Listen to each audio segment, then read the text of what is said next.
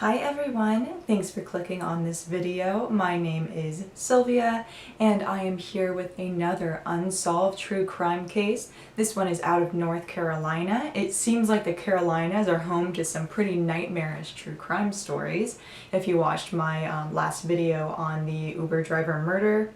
So the case I'm talking about today is from all the way back in the year 2000, and 2021 actually saw an update for this case. If you're new here, welcome, and an extra special welcome to all of my subscribers. If you want to get that distinguished welcome, then click that subscribe button down below, and let's get into this case. I am sickened yet curious to learn more. Today we are talking about the missing child, Asha Degree, who has been missing for over 20 years at this point.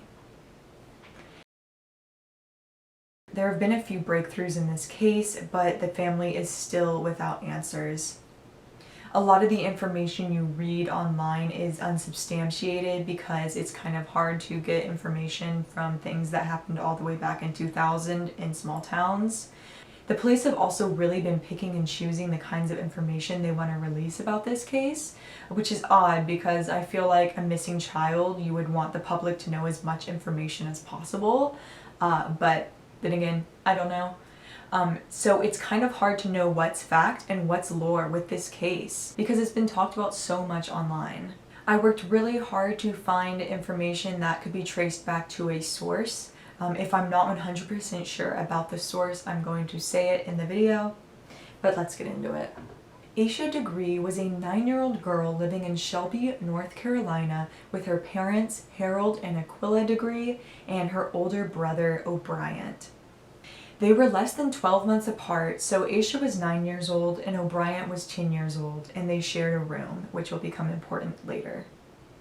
Asha was a quiet and respectful girl. She was a little bit sheltered. Her parents didn't own a computer because they were worried about online predators.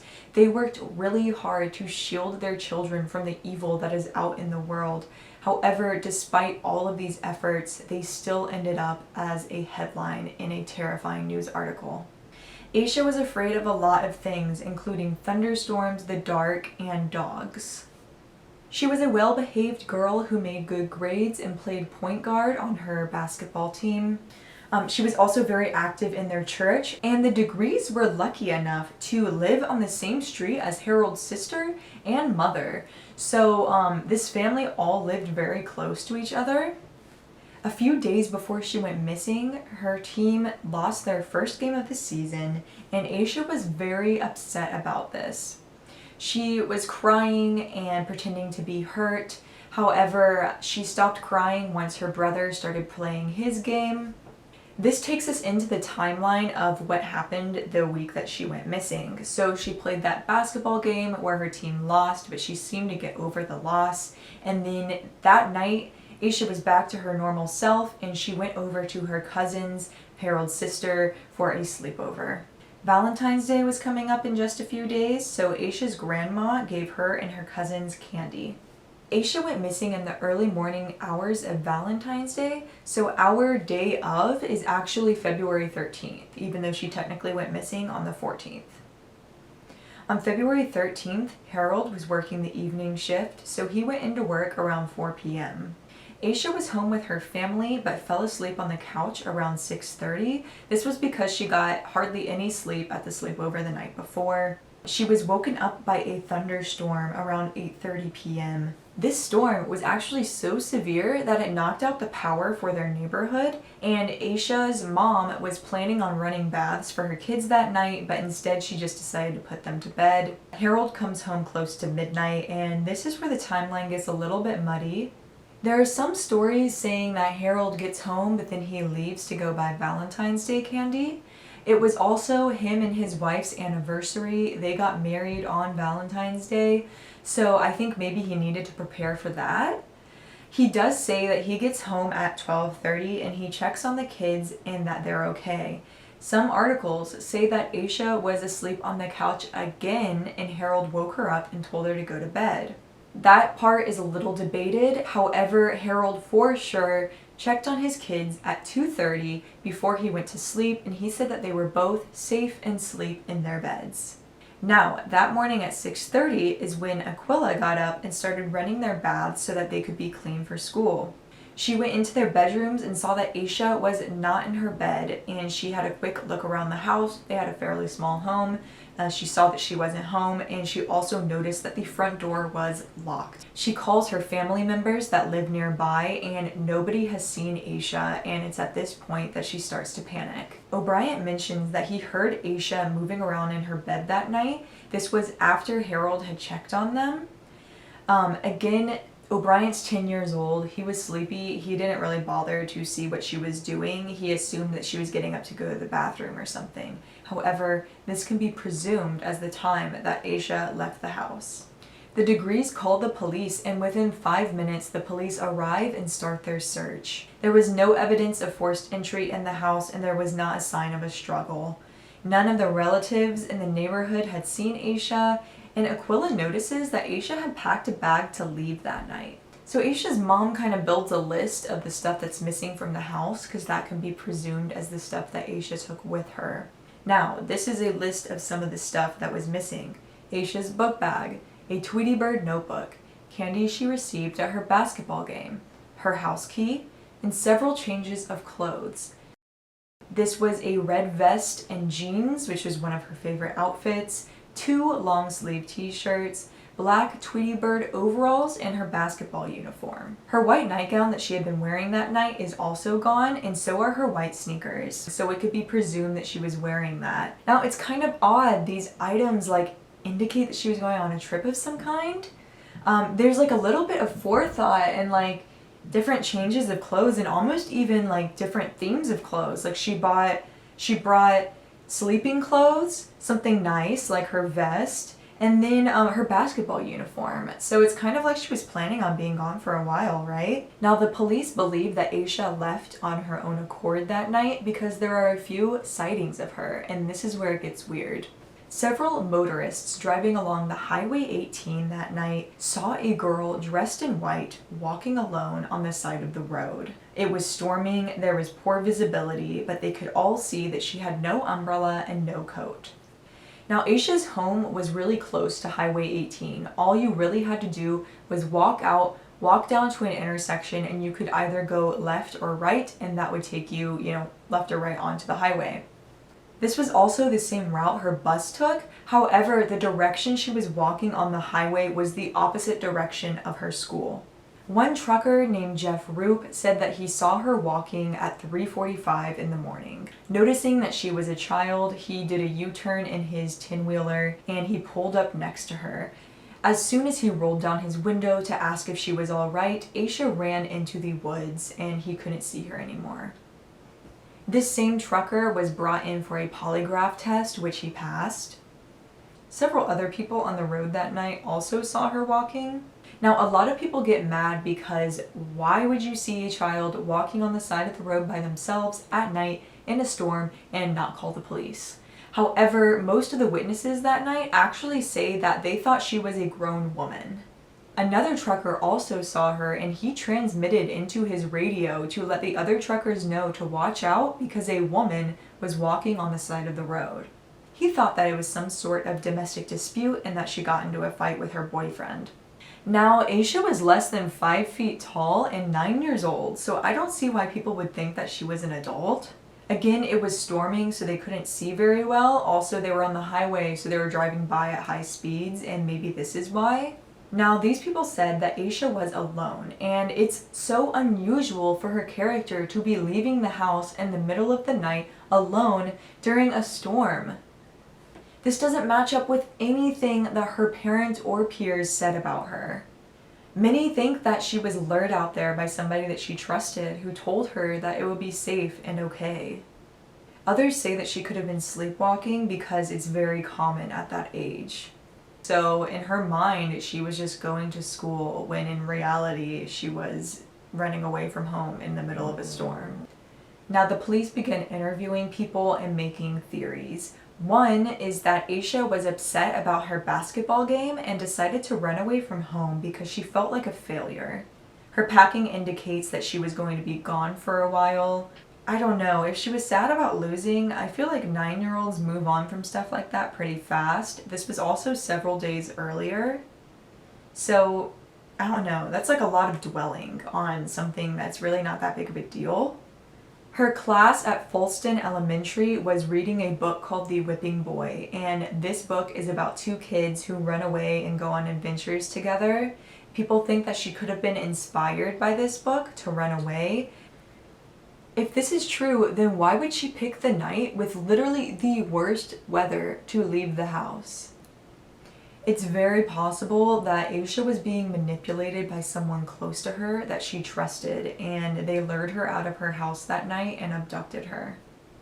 Asha didn't give her family or friends any indications that she was planning on leaving or that she had a romantic interest in her life. Asha's classmates were interviewed, and they said that on the 10th, just 4 days before she went missing, she showed them cash in her purse, but her parents do not know where this cash came from.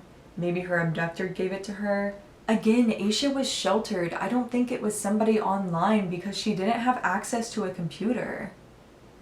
It could have been somebody from school or basketball or church, but I'm assuming the police interviewed everyone. Now, going off of this theory that she was abducted, again, she was very sheltered, so I don't feel like it could have been somebody online unless their school had computers that the kids were using to have pen pals.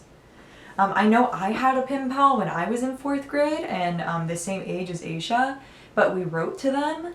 So maybe she was lured out that way, but I feel like that would be quite the feat to be able to do that through letters that she was receiving at school. Something I thought of was that Asha was wearing all white when she was running away. This is the color that's most visible at night. Maybe her abductor was wearing black and walking closer to the tree line so that if you drove by, your eyes would go to the figure in white as opposed to something wearing darker. You know, our eyes can really just cut out things that they don't think are important. There's an interesting video about like how it's like count how many times these basketball players pass the ball, but then somebody walks through in a bear costume and you like don't even notice because you're trying to count how many times the ball was passed. That would make sense why the drivers didn't see her. If they noticed her at all, it was because of her white nightgown, not the area around her. And another thing, people said that they thought it was an adult, and Asha didn't look like an adult. However, if her abductor was a woman, maybe that's who people saw walking at night. There's not a set timeline on the other times that motorists saw her, just that one guy. So it's possible that her and her abductor switched places and Asha was walking along the tree line and then her abductor was walking along the road.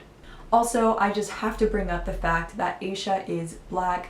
Multiple studies have shown that strangers do not express as much worry when they see a black person in distress as a white person in distress. This is the sad reality, and even though she was a 9-year-old girl, Asha was not exempt from this bias. The racism factor would also explain why people didn't call the police when they saw her walking. They just didn't want to get involved. I don't know the races of the people who saw her, but it was just something that I felt like I had to bring up. The police tried to use tracking dogs, but because it was so windy that night, the scent was blown all around and the dogs were basically useless. On February 15th, the police get a lead. The Turners are a family that lives about 1.5 miles south of the Degrees, and they let the police search their home. This is a large property on the edge of the highway, and they have a shed on this property that can be seen from the road because it was illuminated by a streetlight. The Turners did not keep a lock on this shed, nor did they visit it very often. It was just where they stored supplies for their upholstery business. In this shed, the Turners find several items that belong to Asha. They find candy wrappers that match the brand of candy that she was given that night, a hair bow, an Atlanta Olympics pencil, a pin, and a wallet-sized photo of a little black girl that's not Asha. This is so weird to me. Neither the family nor the school recognize this little girl. So here is a photo of her. It looks like a school picture, but it is not from her school, and the girl looks around Asha's age. Some people think that it could be a stock photo or one of those photos that they show you as an example of what your school picture will look like. I personally don't think so. I don't know why this photo hasn't been more publicized. The local Shelby newspaper ran it when Asha first went missing, and guess which page they ran it on? Page 75 out of like 100. Why aren't you putting it on the cover if it's related to a missing child's case? Why is it all the way back on page 75? Someone knows this girl and they could have vital information on what happened to Asha. Why would Asha have this picture? I can think that maybe it's the photo that somebody was using to lure her out, like they were catfishing her. Maybe somebody said that that was their niece and that was the person that they were taking her to meet. I really don't know. And shed is really close to where the trucker saw Asha run into the woods, so it becomes the focus of the investigation. To get to the shed, Asha would have had to walk the length of 2 football fields uphill and then crossed a 3-foot deep gully. Again, this would be very hard for somebody to do if they were sleepwalking. The neighbor of the Turners also owned a big plot of land where he owned 6 beagles. These are very vocal dogs and none of them barked that night. So maybe Asha didn't even enter the shed, it's just where somebody dumped her stuff. A few months after her disappearance, a prisoner at the local jail said that he ran over Asha in his car that night after he had just done a drug deal. He said he dumped her body in the local Moss Lake, but the police searched the lake twice and didn't find anything. So they do think that this prisoner was lying. However, I think this is a really good theory, and it might be the one that I believe the most. It's very possible that she was the victim of a hit and run and they hid the body, and that's why nobody's found her yet. The idea of foul play is supported by the fact that there's no body. If she succumbed to the elements, I think that they would have found her. New information that also came out in 2021 is that on August 7th, 2000, law enforcement found Asha's book bag 40 miles north of where she was last seen. A construction worker was plowing land and pulled up the book bag. Asha's name and address were written on the inside. This is off of Highway 18, but again 40 miles away, and it's in the opposite direction that Asha was seen walking. It appeared to have been discarded months earlier, and it was double wrapped in 2 trash bags. So it's odd because if it was related to a crime, why would you kind of preserve it in 2 trash bags? Wouldn't you want it to disintegrate as fast as possible? In 2018, the FBI releases 2 new pieces of evidence from her bag. They found a New Kids on the Block concert t-shirt and the children's book McGilligot's Pool by Dr. Seuss. The book had been checked out from the library at Asha's school, Falston Elementary. They could tell that it was checked out from here by a stamp, but then they didn't have a record of who checked it out. So here are the 2 images. The shirt is so weird to me because New Kids on the Block is not Asha's age range of music to like. That would be like a child today having a One Direction t-shirt. It's just like a little bit removed from their demographic. You know, at this point, New Kids on the Block was no longer a popular band. It's possible that Asha got this t-shirt from an older girl at that sleepover. It's also possible that this shirt belonged to her kidnapper. However, the FBI theorizes that this was placed there to mislead investigators.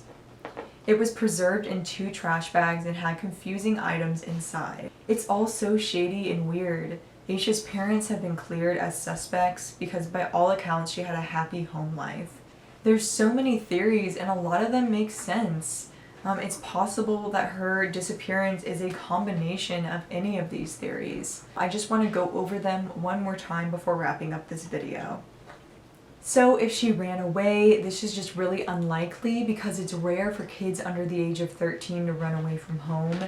Maybe she was sleepwalking and left on her own and then was either hit by a car or snatched.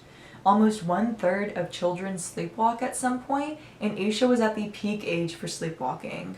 She didn't get very much sleep at the sleepover the day before, and sleepwalking is more common if you're sleep deprived. It's possible that she left on her own accord, but then was met with foul play. The storm would have swept away any evidence of a hit and run, and so maybe that's it. The guilty person hid her body somewhere far away because they had access immediately to the highway. Disappearing along the highway really means that she could be anywhere. Okay, and if we're going with the abduction theory, even though she was sheltered, it's very possible that she was flirting with somebody that even the family trusted. You know, someone could have been flirting with her, manipulating her, and gaining her trust. And I want to circle back. She went missing on Valentine's Day, the day of romance. Maybe someone close to her told her to meet up with them in the early morning hours. Asha's house key was not located, and it's presumed that she took it with her. The Degrees did have that kind of door that locked automatically, so even though her house key is missing, it's not for sure that she had it. Maybe she gave it to somebody else so that they could come in and get her that night, and that's why there's no sign of forced entry. Maybe somebody quietly entered in the early morning hours of Valentine's Day. And if they were wearing all black and walking close to the tree line, then that would explain why no escorts saw her in the wind and the rain. That Dr. Seuss book could have also been a gift for Asha. I wish the school knew who checked it out. The same thing with the boy band t-shirt. They could have been gifts for her. She was so sheltered, so who would have access to her? That photo of the little girl could have been used to lure her out, like a vintage catfish. It could have been like pen pals in her class. I really think it could have been someone who worked at the school, because then they would also be able to see where she lived in their directory. Information was released in 2015 that Asha was seen getting into a green 1970s Lincoln. It was a pretty torn up car with lots of rust. And again, I don't know why this wasn't more broadcasted. This could have been the car that took her, and I don't know if it would even exist anymore, because if it was old and beaten up back in 2000, then it would be in even worse shape or completely refurbished by now. There's one potential suspect, and his name is Donald Ferguson. He was a local pedophile and was convicted of the 1990 murder of 7-year-old Shelby Poole. Shelby was taken under similar circumstances from her bedroom in the middle of the night. She was later found molested and killed. Okay, so I wanted to go back and record this part because I kind of glossed over it. This video is about Asha, but Shelby Poole's life mattered, and what Donald Ferguson did was horrific. This man is a monster for what he did to this little girl. He befriended her family and took her from her bedroom, and, you know, he did the unthinkable to her multiple times, and then he stabbed her and left her outside in an elementary school. She was found 24 hours later, but this case was not solved until 2014 when Donald Ferguson was found guilty for this crime. He also lived near Shelby, North Carolina at the time of Asha's disappearance. Donald Ferguson has not said that he's had anything to do with Asha's disappearance, but he's in prison for the rest of his life, so maybe he'll talk eventually. If you have any tips on Asha's disappearance, then please contact the Shelby Police Department or the Cleveland County Sheriff's Department.